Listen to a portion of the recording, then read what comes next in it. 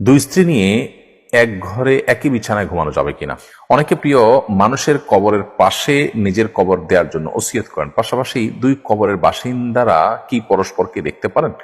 তারা কি পরস্পরের মধ্যে কথা বলতে পারেন? অনেকে অজুর পর অজুর পানি মোছেন না। জিজ্ঞেস করলে বলে অজুর পানি বরকতময়, এর জন্য শরীরে শুকাচ্ছি। তাদেরই বক্তব্য কতটুকু সঠিক? গামছা গায়ে দিয়ে নামাজ পড়া যাবে কিনা? না, আমাকে একজন বলেছে হালাল খাওয়ার চেয়েও নাকি বেশি জরুরি পর্দা করা।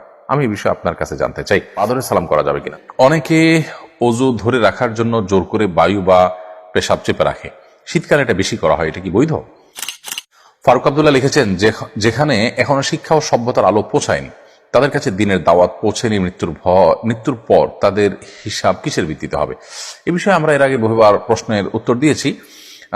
এরকম কোনো জায়গা যদি থাকে যেখানে দিনের কোনো দাওয়াত পৌঁছেনি, কোনো মানে আল্লাহর দিন, কোরআন হাদিস, নবী রাসূলদের দাওয়াত কিছুই পৌঁছায়নি, কোনো জঙ্গলে কোনো এরকম কোনো মানুষ যদি থাকেন পৃথিবীতে, তাহলে সেক্ষেত্রে তাদের কিয়ামতের ময়দানে জিজ্ঞাসা হবে শুধুমাত্র আল্লাহর অস্তিত্ব নিয়ে, যে তারা সৃষ্টি দেখে এর কোন স্রষ্টা আছেন এতটুকু তারা বিশ্বাস করেছে কিনা বা জেনেছে কিনা, জাস্ট এটুকু। এর বাইরে কোনো ইবাদত বন্দেগী, শরীয়ত, হালাল হারাম কোনো বিষয় তার জিজ্ঞাসাবাদ হবে না, যেহেতু সেগুলো দাওয়াত তাদের কাছে পৌঁছায়নি। আল্লাহ তাআলা যেহেতু তাদেরকে বিবেক দিয়েছেন, বুদ্ধি দিয়েছেন, সুস্থ বিবেক বুদ্ধি, এটা দিয়ে আল্লাহ সৃষ্টি জগৎ দেখে এর যে একজন স্রষ্টা আছেন, মহান স্রষ্টা, শুধুমাত্র এইটুকু তাদের উপলব্ধিতে থাকা, তাদের বিশ্বাসে থাকা, এটা অপরিহার্য। সে বিষয়ে তাদের জিজ্ঞাসাবাদ করা হবে। আব্বাসুদ্দিন লিখেছেন, অনেকে অজু ধরে রাখার জন্য জোর করে বায়ু বা পেশাব চেপে রাখে। শীতকালে এটা বেশি করা হয়, এটা কি বৈধ?